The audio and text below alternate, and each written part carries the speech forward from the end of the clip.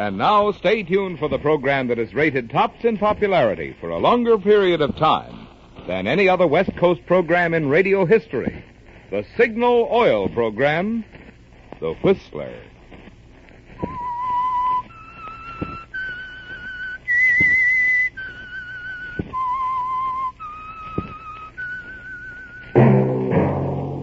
Signal, the famous Go Farther gasoline, invites you to sit back and enjoy another strange story by The Whistler.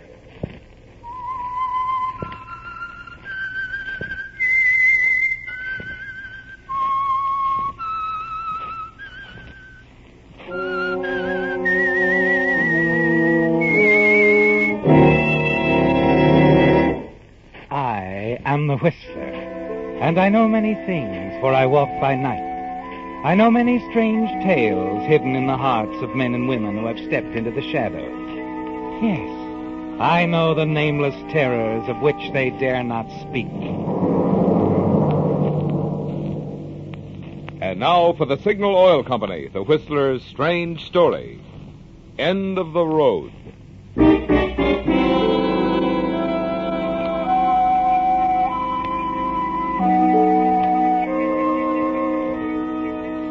It was night on Fountain Avenue in Hollywood, but the darkness was pierced with shafts of light from police car spotlights, and there was a crowd pushing forward, babbling excitedly, turning the usually quiet residential section into a bedlam. A siren wailed as another police car swung around the corner and ground to a stop, and its uniformed occupants leaped out, ready for action. And it was about that time that Doris Chandler pushed her way to the front of the crowd. Pardon me, please. Close enough to hear the conversation of the officers, intent on the small white bungalow now bathed in the searchlights. It's Yeager. It was then, wasn't it, Doris, Yeager? that you heard the name of the criminal they'd Yeah. trapped inside? As an officer explained to one who had just arrived. It's Yeager, Mac. Steve Yeager. The cop killer? Right. We got a telephone tip on him about half an hour ago. You're sure he's inside, huh? The boys in the first squad car got a look at him through the window. They put in the alarm when he started throwing slugs. Armed, huh? This won't be easy. We'll wait him out and then try tear gas. You got the loudspeaker ready, Dave? All set. Go ahead. Attention, Yeager. Steve Yeager. This is a warning. Come out on the front porch. Throw your gun away. You haven't a chance. The house and the entire block are surrounded. Yeager, this is a final warning. Come out and throw your gun away. We'll give you 1 minute. 1 minute, Yeager, to decide.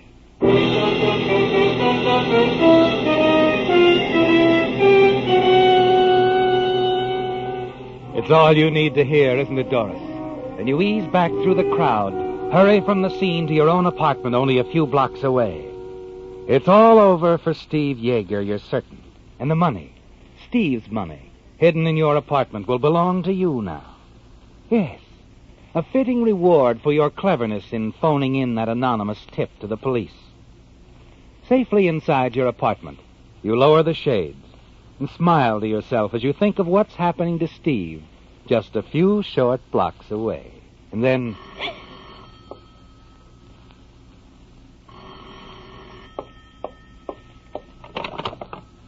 Yes? Hi, sis. It's me, Charlie. Oh, Charlie. Glad you called. Just wanted to make sure my little sister's okay. Why wouldn't I be? Haven't you heard? It's on the radio, Steve Yeager. Steve?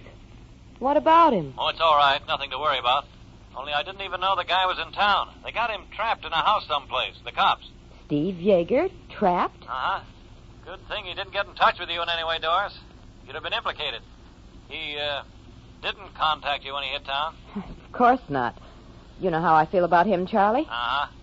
But it was different in Seattle. You were pretty fond of him. Look, I don't like cop killers. Or payroll thieves. Now, look, Charlie, if you called me up to... Easy, sis. I told you I just wanted to make sure you were okay. Not involved. Well, I'm not. And brother Charlie's happy. Nothing to worry about. No, you can go back to sleep. Wait a minute. What? Sis, listen. Keep your apartment dark. Don't answer the door for anybody. What is it? On the radio, they just announced that Steve Yeager gave the police the slip. He's on the loose again.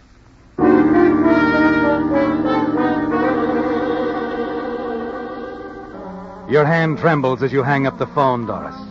Your brother Charlie's warning seems unreal, doesn't it? Like something from a terrible nightmare.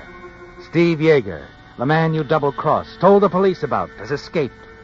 And you know that he'll head straight to you. Yes, Doris. You lied when you told your brother you hadn't seen or heard from Steve Yeager, didn't you? Because every bit of the more than $50,000 he got from that payroll job he pulled in Seattle is in your apartment at this very moment. Because Steve thought it would be safe with you. You look out past the drawn window shades. The street outside appears quiet and empty. Then your heart seems to stop dead still. The kitchen. Someone there. And you recall that you left the back door unlocked. Doris? Miss Chandler, are you home, dear? Oh, Mrs. Fabian. Yes, dear. I just had to come over, see if you'd heard. Goodness, there's been some shooting by the police, right in our neighborhood. Shooting? They killed someone? Oh, I don't think so, dear. It's a criminal. They said on the radio he gave the police the slip. A killer. He shot an officer in Seattle a few months ago. I see. It's on the radio. Don't you want to turn it on, dear?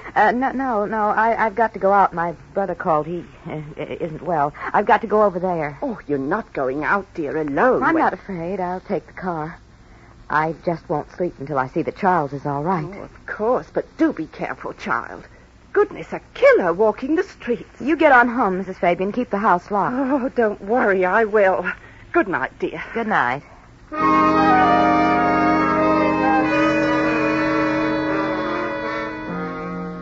You see your neighbor out the back door. Lock it after her, and then quickly hurry to the bedroom and pack a small traveling case.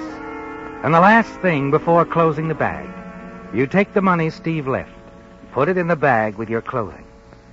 A moment later, you slip quietly out the back door, hurry to the garage, and lift the door. Hello, Doris. Baby. Steve. I've been waiting for you. Didn't think you'd want to go anyplace without me.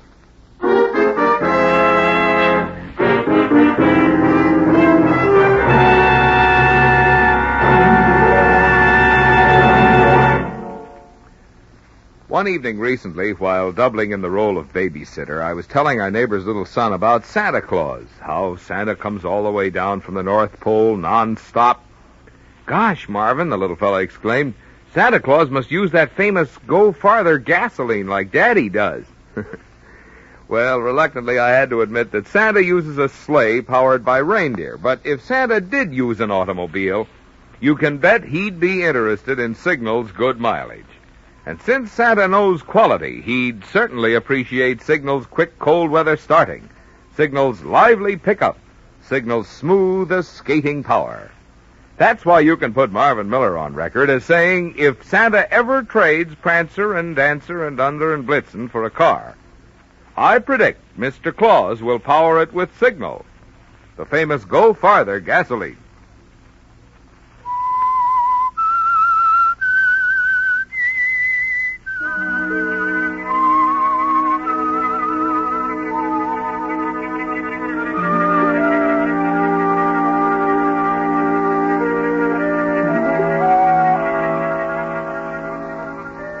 It was a terrible moment, wasn't it, Doris?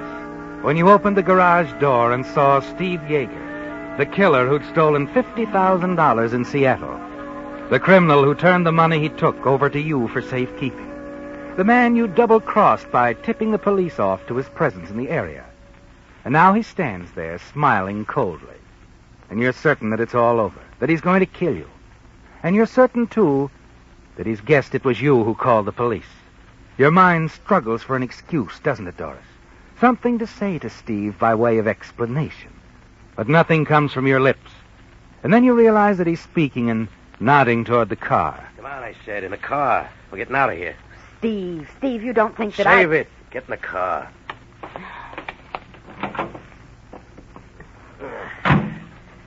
You got the keys? Right here. Go ahead, start it.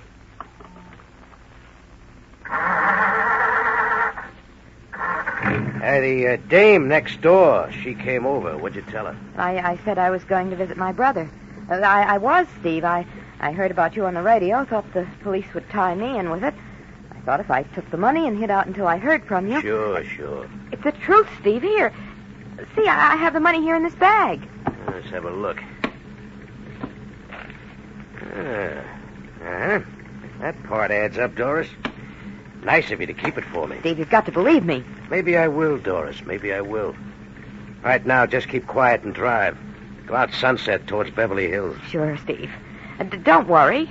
I'll help you. I know you will, baby. I know you will.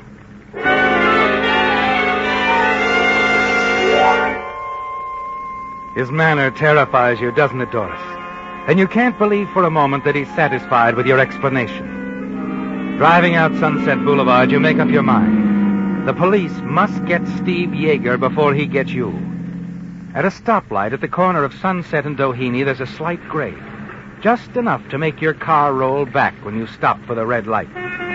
You notice, too, that parked on the opposite corner is a police car. Perfect. Carefully, you ease your foot off the brake pedal. Let the car roll back toward the one in the rear. Hey, take it easy. We've lost bumpers. Oh, you little fool. I'll see what I can do.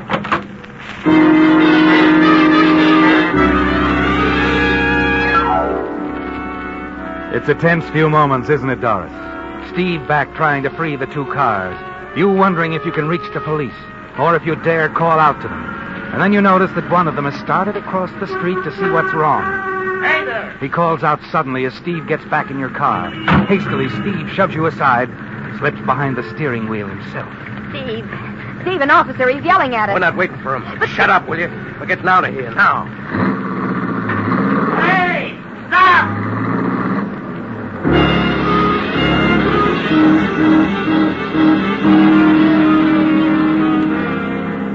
Through the rearview mirror, you can see the police officer running for his car across the street. He's going to make a chase out of it. And a glance at Steve Yeager tells you that he isn't going to quit easily, doesn't it, Doris? The cars race along Sunset at terrifying speeds, their tires screeching. You beg Steve to stop, to give up. Steve, he's gaining. Stop it, we'll both be killed. Hang on, we're not beat yet. Let him try that. Steve, he didn't make it. He went on past. Hey, he'll be back. But it gives us time, baby. Time to swing in. Here. You sit beside Steve Yeager in frightened silence. You're parked in the dark, winding driveway of a huge mansion, aren't you, Doris? With Steve taking a chance that the police car will miss you and race on past. And then, a moment later... Yeah, there he goes. I told you, baby. We're not through.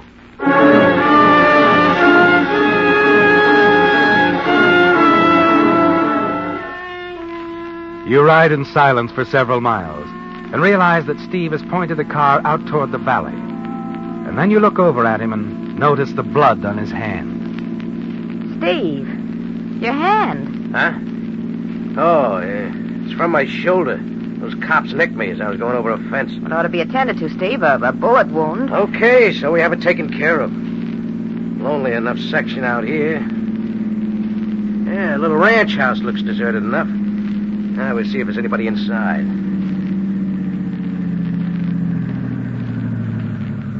Oh, yeah. There's a light. Yeah. Come on, up on the porch.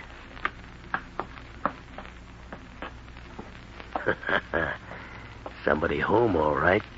And quite alone.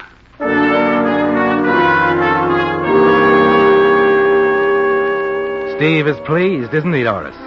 You move up beside him until you can see through the window. There's a young man sitting at a desk inside. He's puffing slowly on a pipe, staring at the typewriter before him. All right, baby. You know what to say. He's coming. Oh, good evening. Hello. Our car is stalled out front. May we use your telephone? Oh, why, of course. Come in. Come in. Thanks. Hey, now, look here, old man. What Shut the door, baby. do you think of your...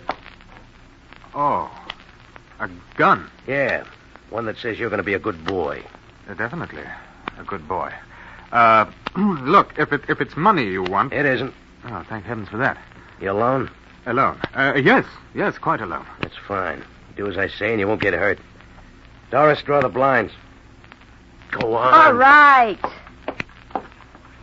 Where's the phone? It's right behind you on the table. Got an extension? In a little place like this? That's absurd. Yeah, I guess it is at that. I'll sit right here where I can keep my eye on that phone. You stay away from it, even if it rings, understand? Perfectly. Good. I suppose you get some hot water and something that'll do for bandages. Bandages? Oh, a third member of the party, Perhaps lying mortally wounded in the car outside. Yes, I see. You don't see. Get moving.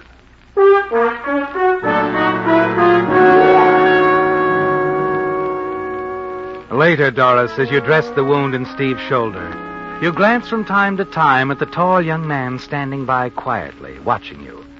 There's the faint trace of a smile on his lips. He seems calm, unafraid. And you're certain that if he were given the opportunity, he could overpower Steve.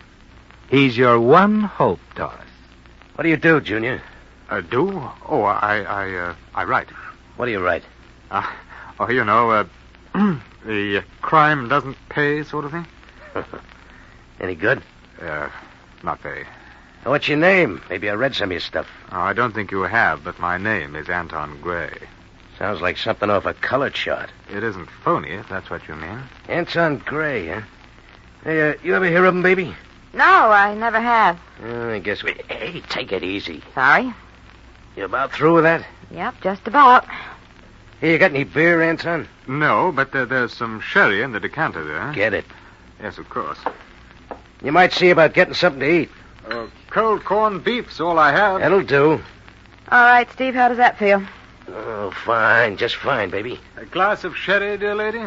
No, thank you. Oh. Here you are, old man. Thanks. Now, the grub, huh? Yes, right. Won't be a moment. I'd better help him, Steve. Yeah, sure, baby. You do that. But leave the kitchen door open, huh? Steve, you don't think that Just leave the door open.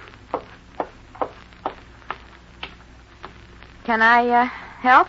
No, I can manage. It's a rather interesting chap, dear friend. My friend? Isn't he? I never saw him before in my life. Oh, I'm sorry. I just naturally assumed... He jumped into my car, forced me to drive away. I see. Bread's in the box there. Do you mind? Anton. Yeah? He's badly wounded. Weak. So? We could overpower him. It'd be easy if you... Oh, forget it. What? Don't let this cool, calm exterior fool you. I'm not a very brave man, really. You're afraid of him. Hey, we haven't got all night, baby. Hurry it up. Okay, Steve. And you're not afraid of him, huh? Neither of us has to be. He has a gun. That automatically makes me a coward. Listen to me. If I can draw his attention, you could slip up behind. Sorry, I am not the type. What are you two yakking about in there? Let's get going with the grub. Hey, mustard or mayonnaise, old man?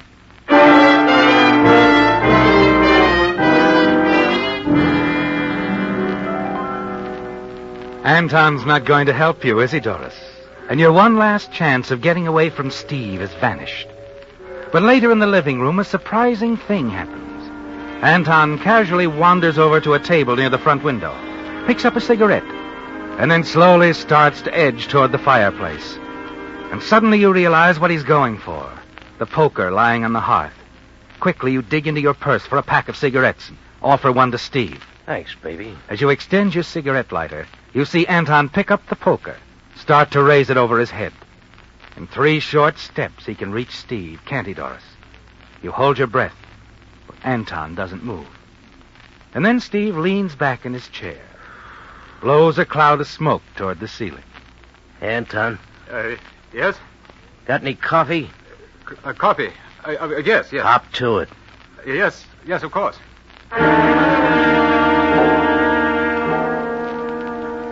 Your heart sinks as you watch Anton replace the poker on the hearth, drag himself slowly back to the kitchen. A moment later, you follow him. Why didn't you do it? Why? I couldn't. I couldn't move. His back was turned. You could have easily... I know, but I kept thinking, suppose I miss. Suppose I miss. He'd have killed me. He'll kill us anyway. But he said... You believe him? Look, Anton, he's a killer.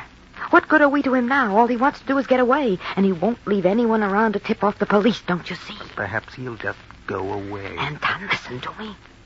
We've got to get him before he gets us. No, I can't. Not even for $50,000? What? He's got $50,000 on him, I know. If you were to knock him out, we could have the money. Share it. $50,000? Yes. $50,000? The two of us. Anton, we'd share it. No one would ever know. He stares at you for a moment, then throws a quick glance towards Steve sitting in the living room. And you're almost certain he'll do as you say now. Yes, that he'll be willing to take a chance for a share of the $50,000. Back in the other room with Steve, you watch Anton closely. Know he's struggling to make up his mind. Finally, you see him edge toward the fireplace again. You know you've won. To draw Steve's attention away from Anton, you reach over and accidentally upset the sugar bowl. Oh, Anton sorry. leaps across the room and brings the poker down hard. You've done it, Anton. You've done it. He's not... Dead? No, you'd better hit him again. What? Hit him again. No. I'm going to call the police. The police? No, you've got to kill him. He'd tell them about the money. Money? I don't want any part of it. I'm sorry if you thought I... So that's it. An honest man. Disappointed? Yes. Yes, I am. Well, now, wait a minute. Get back.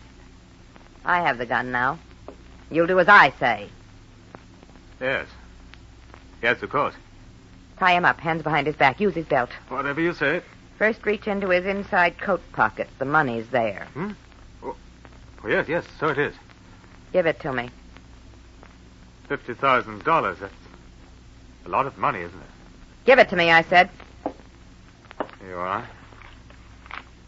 Now tie him up. His feet, too. That lamp cord will do fine. Yes, of course.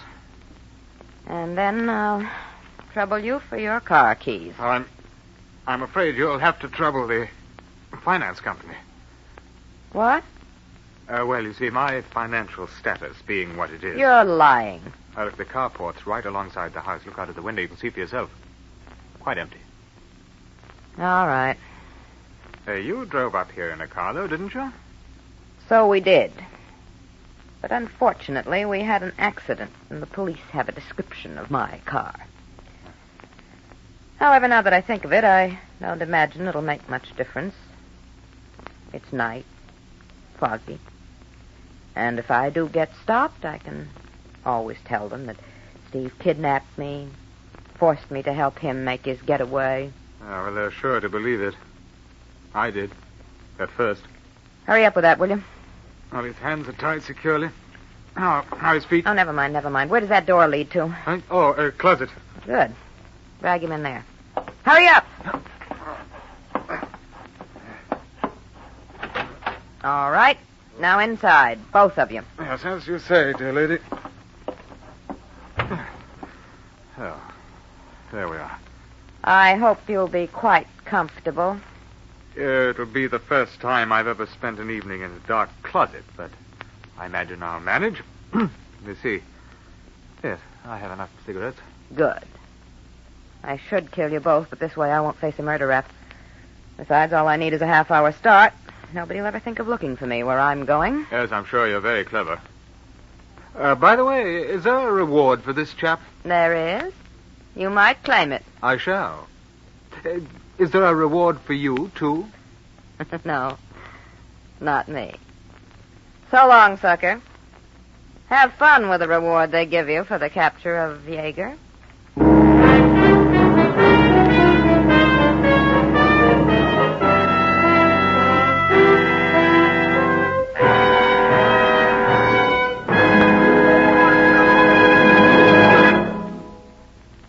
make a bet? I'll bet that one of your most faithful friends has been completely left off your Christmas list. Your car. Christmas, you know, is really a swell excuse to give the faithful chariot some of those things it's been needing. Things that'll pay you back later in extra driving pleasure. What's more, your signal dealer has just what Santa ordered. For instance, rugged new tires by Lee of Conshohocken to replace your smooth, dangerous old tires. Powerful new Signal Deluxe batteries, guaranteed a full 30 months on a service basis. Or how about a set of new Champion or AC spark plugs for quicker cold weather starting and more pep? These are just a few accessories from your signal dealer's complete line, which includes windshield wipers, fan belts, radiator hose, light bulbs, polishes, and many other items. You see, signal service stations are much more than just headquarters for the famous Go Farther gasoline.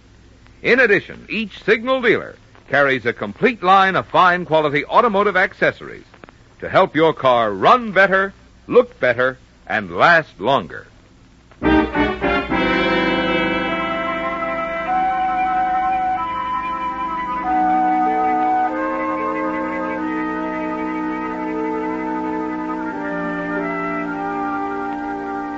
The fog that had settled over the Los Angeles area during the night had lifted now, and the morning sun was shining as Lieutenant Avery of the Los Angeles Police stepped out of the hospital room and walked down the quiet corridor.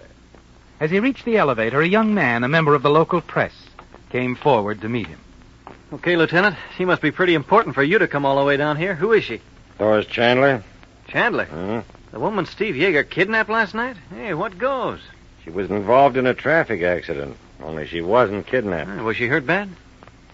She'll be around here for some time, the doc says. But she'll recover in time to stand trial as Yeager's accomplishment. She had the $50,000 he stole with her in the car. Well, how did you stop her? We didn't. That truck smashed into the rear end of her car on Rosita Boulevard. It was a bad fog. Truck driver said he didn't see her in time to avoid the crash. No taillight on her car. No taillight, huh? That's his story. That checks all right. According to a report turned in by squad car officers, the Chandler woman's car was involved in a minor accident earlier last night. Witnesses said she deliberately backed into another car at Doheny and Sunset. That's when her taillight was smashed.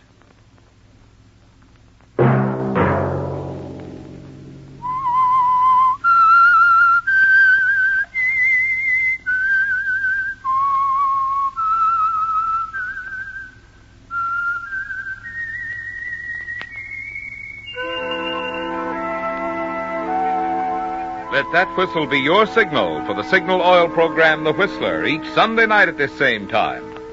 Signal Oil Company has asked me to remind you, during this busy pre-holiday season, it's especially important to drive at sensible speeds, be courteous, and obey traffic regulations, so that some avoidable accident doesn't mar your Merry Christmas. Featured in tonight's story were Bill Forman as the Whistler, Alice Reinhardt, Jack Moyles, Ben Wright, Norma Varden, Herbert Litton, and Bob Bruce. The Whistler was produced and directed by George W. Allen, with story by Steve Hampton, music by Wilbur Hatch, and was transmitted overseas by the Armed Forces Radio Service. The Whistler is entirely fictional, and all characters portrayed on The Whistler are also fictional. Any similarity of names or resemblance to persons living or dead is purely coincidental. Remember to tune in at this same time next Sunday when the Signal Oil Company will bring you another strange story by The Whistler. Marvin Miller speaking for the Signal Oil Company. Stay tuned now for Our Miss Brooks, starring Eve Arden, which follows immediately over most of these stations. This is the CBS Radio Network.